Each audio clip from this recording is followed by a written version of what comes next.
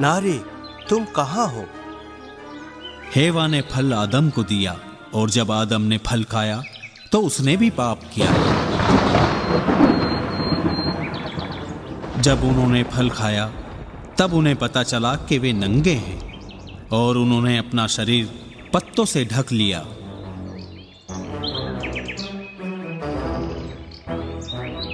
आदम, तुम कहाँ हो? मैं यहाँ हूँ। मैंने आपकी आवाज सुनी और मैं छुप गया क्योंकि मैं नंगा हूँ। किसने तुम्हें बताया कि तुम नंगे हो? क्या तुमने उस वृक्ष का फल खाया जिसको खाने के लिए मैंने तुमको मना किया था? इस स्त्री ने मुझे वो फल खाने को दिया था और मैंने वो फल खा लिया। हे स्त्री, तूने ये क्या किया? सांप ने मुझे बहका दिया और मैंने खा लिया। तूने ये किया है, तुझे इसकी सजा मिलेगी। तू पेट के बल चलेगा और जीवन भर मिट्टी खाएगा। तेरे और मनुष्य के वंश में हमेशा के लिए शत्रुता रहेगी और मैं स्त्री के गर्भावस्था का कष्ट बढ़ाऊंगा। तुम पीड़ा से संतान को जन्म दोगी। तुम्हारा पति तुम पर शासन करेगा। आदम, क्योंकि तुमने मेरी बात नहीं मानी, तुम जीवन भर कठोर परिश्रम करते हुए अपनी जीविका चलाओगे और भूमि कांटे और ऊंट कटारे पैदा करेगी और तुम पसीना बहाकर अपने परिवार के लिए भोजन उत्पन्न करोगे।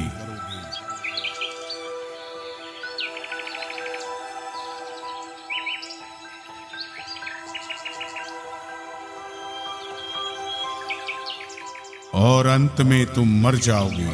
जहां से आए थे उसी में मिल जाओगे। तुम मिट्टी हो और मिट्टी में मिल जाओगे। नारी, मैं तुम्हारा नाम हेवा रखूंगा क्योंकि तुम सभी मानव की माता हो। भले बुरे का ज्ञान प्राप्त कर मनुष्य हमारे समान बन गया। कहीं ऐसा ना हो कि वो जीवन वृक्ष का फल तोड़ खाए और अमर हो जाए। इसलिए मैं उसे अदन की वाटिका से बाहर निकाल देता हूं।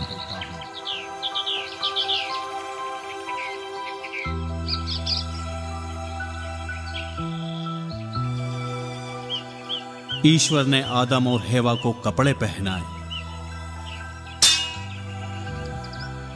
और वाटिका से निकाल दिया और जीवन वृक्ष के मार्ग पर पहरा देने के लिए केरूबों और एक घूमती हुई ज्वालामय तलवार को रख दिया। अब आदम और हेवा को ईश्वर की मदद के बिना रहना सीखना था। मनुष्य को खेती करनी पड़ी। उन्होंने धूप और बारिश से बचने के लिए घर बनाया। फिर हेवा को पुत्र हुआ। उसका नाम काइन रखा।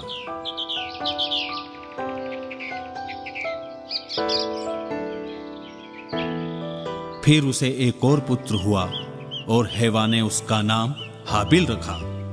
वो भी ताकतवर विकसित हुआ, परंतु खेती की बजाय चरवाहा बना। वो भेड़ बकरियां चराता था। सब कुछ ठीक चल रहा था। एक दिन दोनों पुत्रों ने खाना बनाया।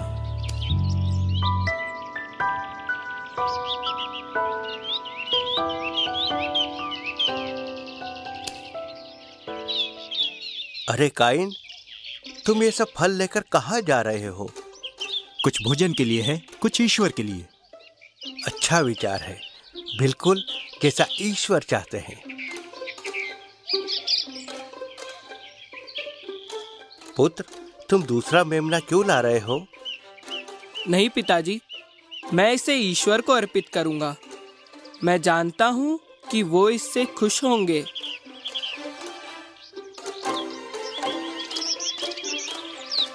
तुम जानती हो, हमारे दोनों पुत्र बहुत अच्छे हैं। वे ईश्वर को भेंट के लिए श्रेष्ठ प्रयास कर रहे हैं। ईश्वर निश्चित प्रसन्न होंगे। दोनों घर में खाना बना रहे हैं। सब अच्छा होगा।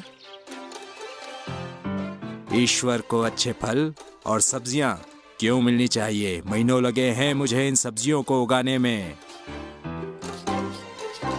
क्या खाने में मांस है छोटे भाई? नहीं काइन, मैं इसे ईश्वर के लिए बना रहा हूँ। ये श्रेष्ठ मेमना है। तुम मेरी नकल क्यों कर रहे हो? मैंने अपनी अच्छी फसल ईश्वर के लिए रखी है। तुम इसे बाद में दे देना। इस बार ये सम्मान मुझे लेने दो। मैं ऐसा नहीं कर सकता काइन। अगर मांस को नहीं पकाया तो ये खराब हो जाएगा काइन। ईश्वर दोनों ही भेंटों से प्रसन्न होंगे। वे दोनों ही भेंटों को स्वीकार करेंगे। फिर ठीक है, परंतु क्या ईश्वर मेरी भेंट स्वीकार करेंगे? हाबिल ईश्वर को श्रेष्ठ मेमना भेंट करना चाहता था, परंतु काइन अपने श्रेष्ठ उत्पाद भेंट नहीं करना चाहता था। और ईश्वर ने हाबिल की भेंट स्वीकार की।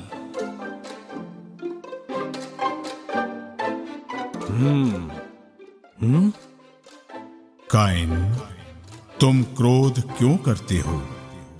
क्यों तुम्हारा चेहरा उतरा हुआ है? तुम भला करोगे तो प्रसन्न रहोगे, किंतु पाप करोगे तो दुखी होगे। तुम्हें जीवन में पाप से जीतना सीखना चाहिए।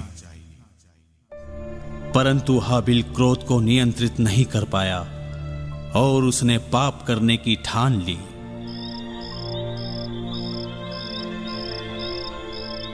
हाबिल, हाबिल, उठो, चलो टहल कर आते हैं।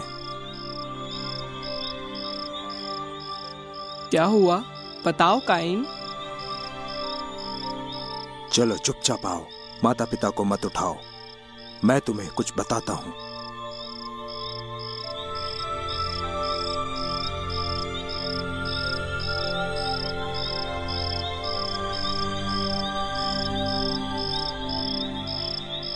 काइन,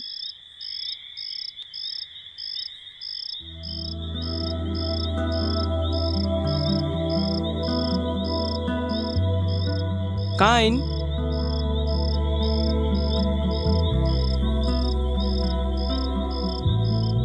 काइन, काइन, कहाँ हो तुम? काइन, काइन। अरे क्या इतना आसान है सारे परिवार के लिए खेती करना? पहाड़ पर बैठकर भेड़ बकरियों को देखना, ये मेहनत का काम है, तुम्हारे मेमने से कहीं ज्यादा मूल्यवान। काइन, तुम कहाँ हो? आह!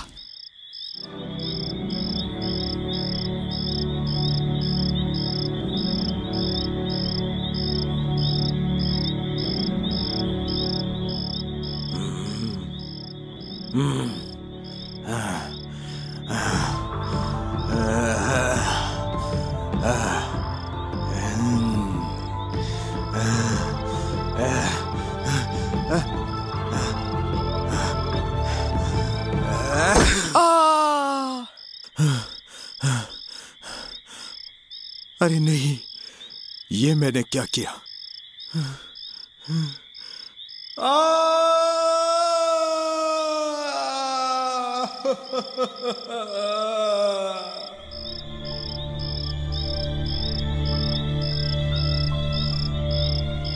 काइन, हाँ?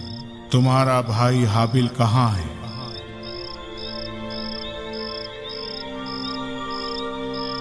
अरे मैं नहीं जानता। क्या मैं अपने भाई की हमेशा रखवाली करता फिरूं? काइन, तुमने ये क्या किया?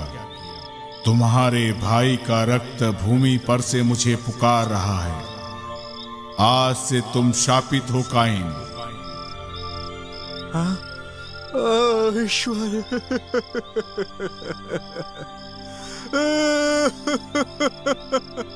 भूमि ने तुम्हारे भाई का रक्त ग्रहण किया। यदि तुम उस भूमि पर खेती करोगे तो वो कुछ भी पैदा नहीं करेगी और तुम पृथ्वी पर मारे मारे फिरोगे। ओह, हे ईश्वर, ये दंड मैं नहीं सह सकता। आप मुझे मेरे परिवार और इस भूमि से निकाल रहे हैं। मैं पृथ्वी पर कहाँ मारा मारा फिरूंगा प्रभु। कोई भी मुझे देखेगा तो मुझे मार देगा प्रभु। काइन, मैं तुम पर एक चिन्ह अंकित करूंगा। जो काइन का वध करेगा उससे 7 गुना बदला लिया जाएगा।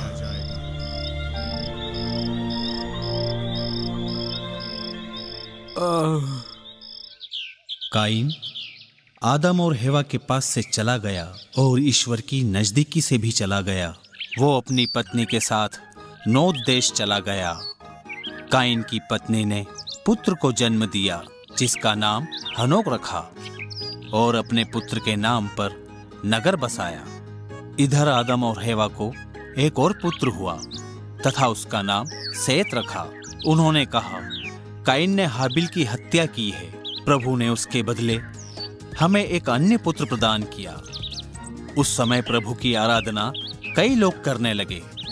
आदम और हेवा कई वर्षों तक जीवित रहे और पवित्र ग्रंथ में लिखा है कि उनकी कई संतान हुई जिनके परिवार थे।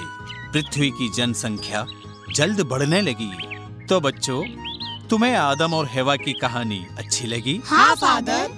बहुत अच्छे। कल मैं बाइबल से एक और कहानी बताऊंगा। हम देखेंगे कैसे संसार का पतन हुआ। ईश्वर ने तब केवल एक मनुष्य और उसके परिवार को फिर से शुरू करने का विश्वास किया। ये कहानी है नूह और उसके पोत की। तो बच्चों, मैं तुमसे कल फिर मिलूंगा और नूह और उसके पोत की कहानी सुनाऊंगा। ठीक है बच्चों, अब तुम जाओ, घर पे तुम्हारा इंतजार हो रहा होगा। Bye father. बाय बच्चों।